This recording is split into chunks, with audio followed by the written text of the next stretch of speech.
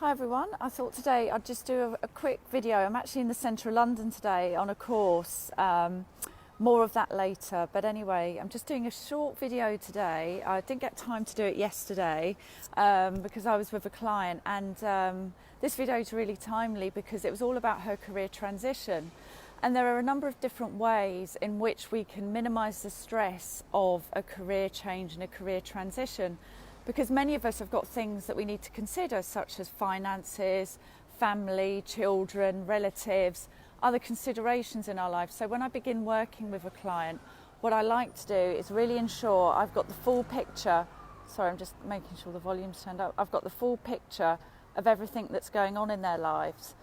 Isolation, but absolutely that the career transition has been done in the right way for them. Now, there's loads of different undergo a career transition. Now, some people are lucky enough to have a redundancy package, or they've saved up over time and they are able to switch their career fairly quickly.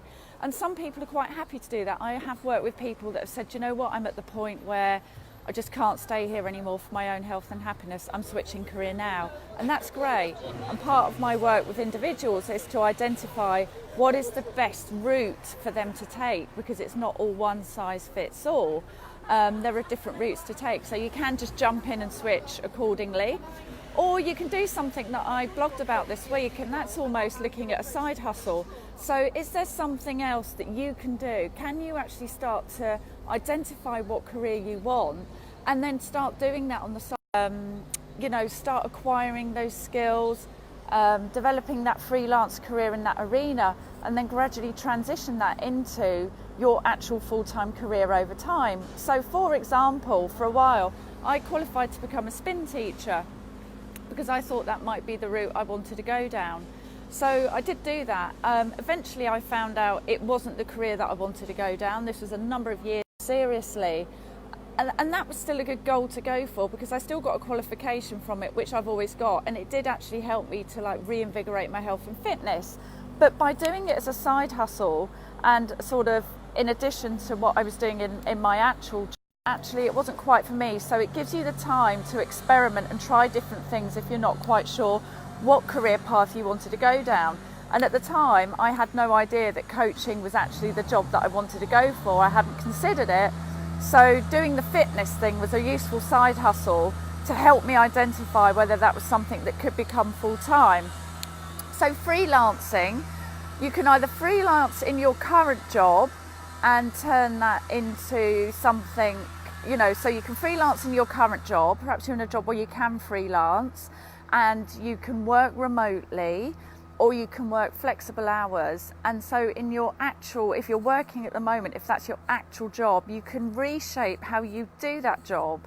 Lots of companies are offering flexibility now. Can you go part-time? Can you do it freelance? Can you do it remotely? Is it something where you can compress hours into 3 or 4 days to sort of allow yourself to 1 or 2 days a week to focus on what it is you do want to move to? So you can do that with your actual current job, the thing that you're doing now, sort of downscale that to give you the headspace and the time if you need it to develop your new career. So then you can sort of almost start building up something on the side that then becomes the thing that you actually want to do. So I'd really explore those opportunities for freelancing, remote working, compressed hours, going part-time, working on short-term contracts perhaps. There's a lot of that kind of gig economy about now. There's lots of different freelancing sites. Companies are offering retain and keep employees. Could you ask your employer, you don't have to say why you're doing this, but could you ask your employer for some unpaid leave if you've been there a while and you've built up your credentials with the company? Could you ask your employer whether you could have, a sabbatical? Is there something you could do there? Does your company, if you're working at a company at the moment, do they offer opportunities to get involved in other programs, such as things around, corporate social responsibility, getting involved with a charity or a cause? Is that something that your company really values? And is there a way in which you can get involved in that that might then sort of spark some ideas and interest, or it might be something you're already interested in. It might be a social cause you're already interested in. Can you get involved in that at your current company to think about that as a career evolution, either in your current company or as something you might want to do instead of where you are? So definitely explore those compressed hours, flexible ways of working, working remotely, working,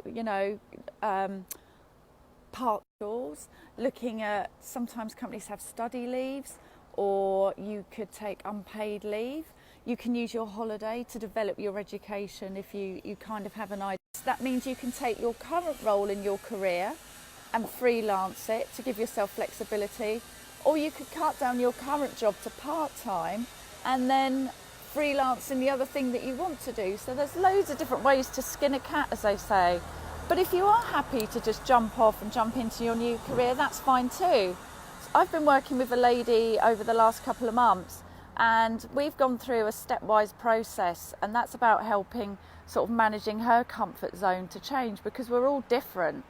Some people are quite happy to jump in and make that change really quickly because they've reached that point of no return, or perhaps they have some money behind them to make a career switch. But actually we worked through a stepwise approach where we explored a number of different options, and it got to a point where it was clear to me as her coach, I could see in her body language, her tone of voice, the words she was using, the way she was talking, that she was at the end of her tether really with her current job.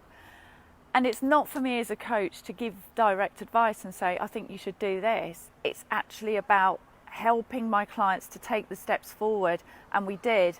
And eventually I got a really great email yesterday. She went, I've resigned my job. I want to spend all my time focusing on finding my new career. I've worked out my finances. I know it's possible for me to cut back my work dramatically over the next 2 to 3 months. I spoke to my husband, as we talked about. He's fully supportive of my career change because he knows I'm deeply unhappy. It's affecting our relationship with the family. So she actually got to that point over a series of sessions where it became clear that was her only option. And she sees that quitting her job as a very positive step, and it's the right next step for her, because I could tell it was costing her health and happiness. So as you might be able to do that, over time you might have this just looming feeling of, do you know what, things aren't changing here, where in my current job I need to do something more decisive, and you might decide to leave your role. You might decide to freelance, compress your hours, work part-time, go freelance, either in your current role or into the career that you want to move in. So you've got 2 things going on at once. You might decide just to jump ship immediately. If you've managed to save and you think, actually I've saved some money, I can re-educate myself, I can re-qualify, I've got a bit of time now. So those are just some of the different ways that you can shift your career. There's no one size fits all.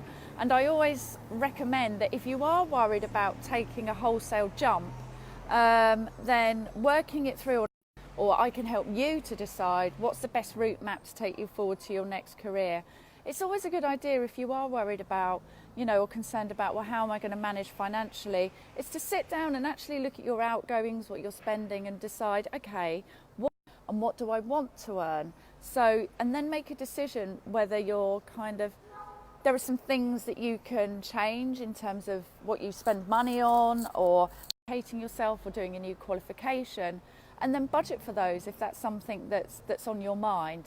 So as I mentioned, there's lots of different ways in which we can make a career transition, or you can even start developing your skills and experience in that new area as a side hustle, and then your side hustle actually becomes your main job, because sometimes it might take a bit of time if you're re-qualifying to get qualifications that you need or build up. There's no one size fits all. It's about finding the pace and the journey that suits you. So I've given you a number of tips on how to do that, whether that's jumping to something very quickly because that's where you are on your own. Listen back to the video, there's a number of tips about how you can stage your career transition. So I hope that's given you some good tips, and I look forward to seeing you on the next video.